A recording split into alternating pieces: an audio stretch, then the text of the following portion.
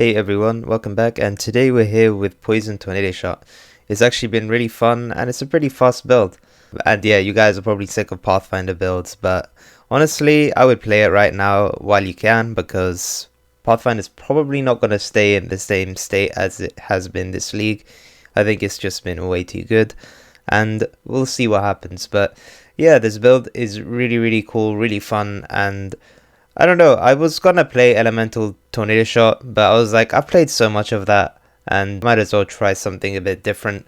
And yeah, this is it. It's actually not that expensive, and I did say I was gonna do some budget stuff after last video. So this build is actually pretty cheap to get going.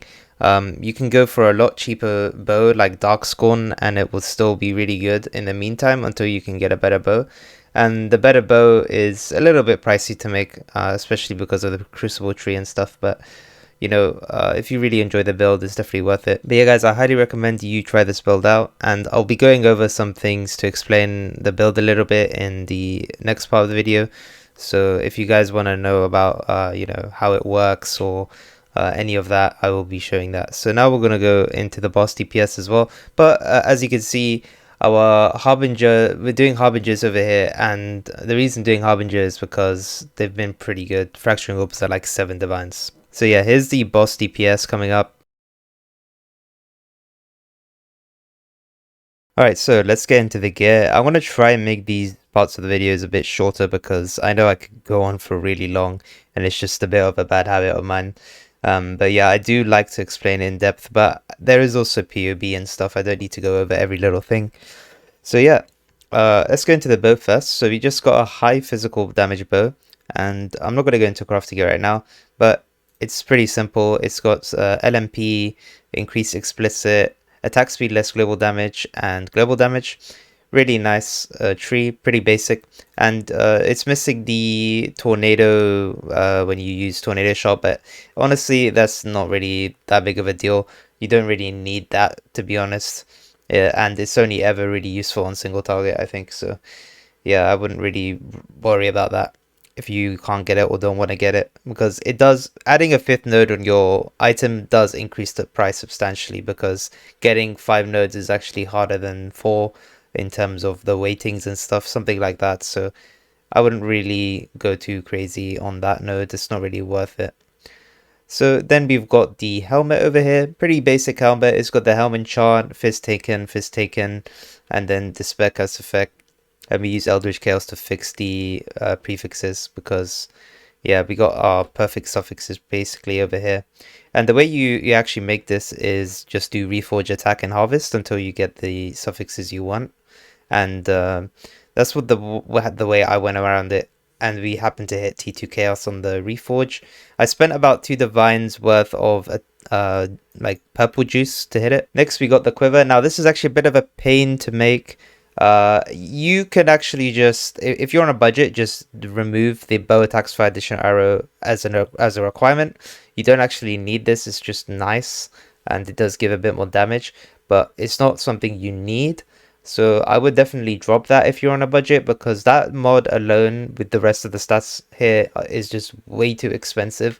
So if you could just drop that would make life a lot easier. Then we've got the Amulet. So this was really cheap. You know, you just spam strength essences on a fractured base until you hit dot multi, and then you do suffixes cannot be changed, veil chaos, block mana, unveil life, and craft minus mana cost. Very simple amulet to make.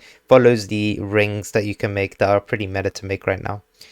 And then we do Ming's Heart with Death Rush. Death Rush is super nice for mapping. Obviously for bossing it does nothing, and you would not run this on like a pinnacle boss. There's no reason to. But in mapping, which I only do on this build, I would never do a pinnacle boss on this build because there's no point. Even though it can do it, well, I wouldn't do Ubers on this build, let's put it that way. But you could do regular ones, like if you need your watchstones and stuff, maybe replace it with another Ming's Heart and you will have a lot more damage. And obviously Ming's Heart, you want to get one that's as high roll as possible, and then you want to add some catalysts onto it, the Noxious catalysts I believe they're called, and then you'll get way more damage. Next we got the belt here. So this belt, if it's too expensive to make, now I spent a lot to make this belt. It was so annoying. I hate making flask belts. is actually the most annoying thing in this game ever. But yeah, what you could do to make this cheaper, there's two options, right? You can either drop the flask effect, which isn't nice to drop, but that's something that will up the price a lot. Or the next thing you can drop is the regen. So regen isn't really a necessity on this build, it's just nice to have as an extra added thing because your life recovery already is really, really insane.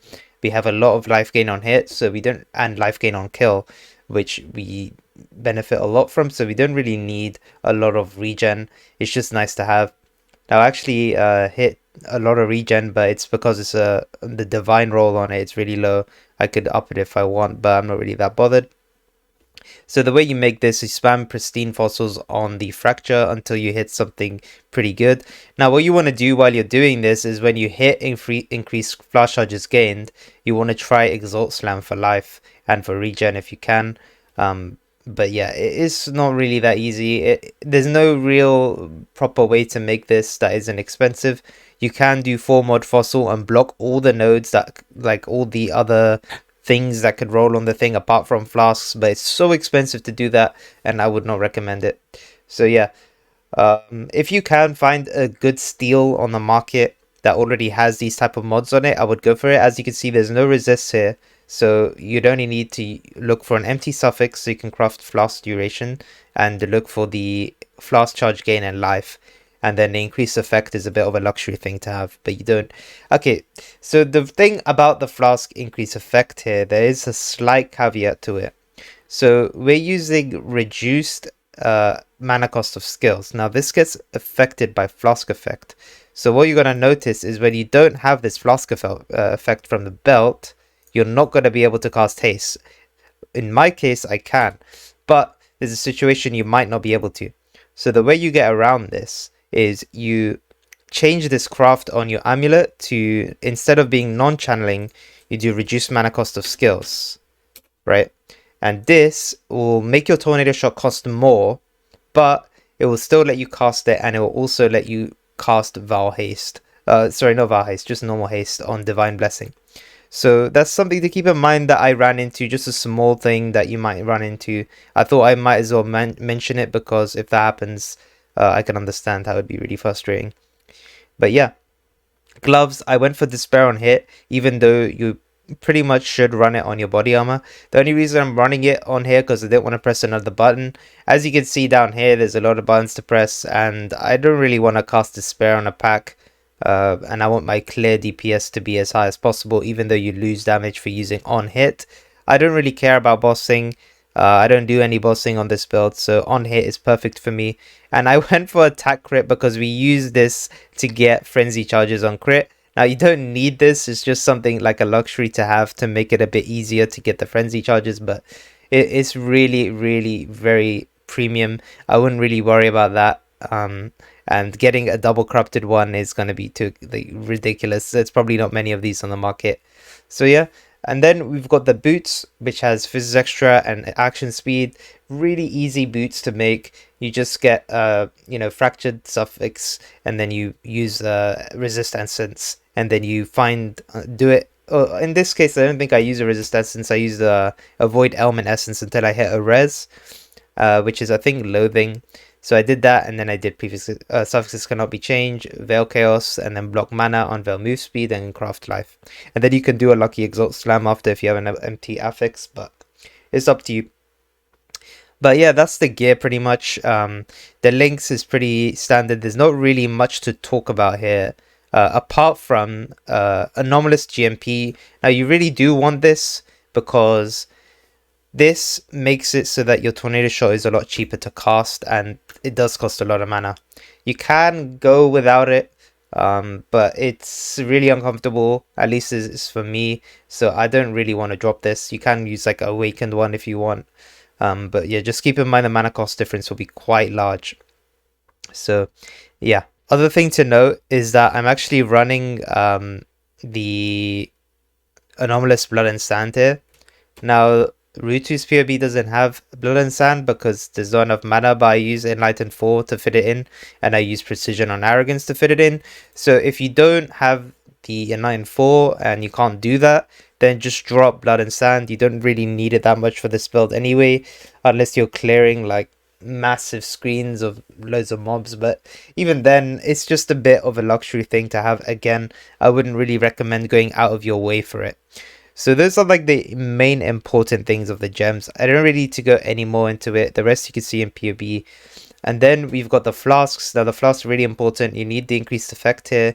And to sustain the increased effect and reduce duration, you obviously need this belt. It helps a lot. And then you also need all the important flask nodes on the tree over here, which is basically those two. We don't run any flask cluster on this build, and we're able to sustain it pretty much. So yeah. And then the silver flask. Now you want increased charge recovery on here because you already don't have 100% uptime on the silver flask and the quicksilver. I think the quicksilver we do, and as you can see, we will have 100% uptime here on quicksilver because we're relying on our resists for that. So it's really important that you have the charge recovery, because if you don't, you're not going to have the uptime. And then Taste of Hate, obviously just for defenses, that's up all the time as well. And Dying Sun, we're not relying for our fire res, so keep that in mind. You need to get your fire res up, because right now we're relying on topaz and we're relying on sapphire and the additional res, but we're not relying on ruby. So you are going to need fire res on your gear. So as you can see, I've got fire res over here and I've got fire res over here. So just keep in mind this is not reliable, because Dying Sun is like 50% or 60% uptime. It's terrible because they really nerfed like the uptime of this a few patches ago now. But yeah, then we'll quickly go in the tree. There isn't too much to talk about here. It's just standard Pathfinder. This Thread of Hope is really good. It gives you 2 projectiles. I think it's a little bit broken actually, this Thread of Hope. And we take Wind Dancer because we're evasion stacking. As you can see, we've got 30k evasion here, 85 evade chance. I think it's actually a bit more than 85, but it's not showing it here properly. And we got this Watcher's Eye over here. Really cheap Watcher's Eye for evade chance and unaffected by bleeding. This is super comfy. And then you also still need Corrupted Blood. Now, you obviously don't need it on Ancestral Vision, but that's the only place I could fit it on this build. So the way you can get around this, you can run a Singe of Ice with an Abyss Jewel that gives you Corrupted Blood, or you could run a different jewel over here. Now, the Gathering Winds Forbidden Flame, Forbidden Flesh is really expensive, so feel free to just drop that. You can run a different Forbidden Flame, Forbidden Flesh, or you could get your Corrupted Blood there if you want to. It's up to you. But yeah, additional curse really important. And yeah, that's basically it. We take the projectile speed here. Now, the reason I actually go to this place here is because the build really lacks phasing. As I said, you can get this on Abyss Jewel if you need for Corrupted Blood as well. So if you get phasing Corrupted Blood on Abyss Jewel, on a Stygian Vice or something, or you could fit it in your tree somewhere, that would be optimal, because then you could save these 2 points. But as you can see, I can't really take another jewel socket, so there's that. And yeah, that's basically it for this video, guys. I don't want to go long into it. I wanted to keep it nice and short, because I usually drag on the videos really long. So I hope you guys like that, and I'll see you guys in the next one. Bye bye.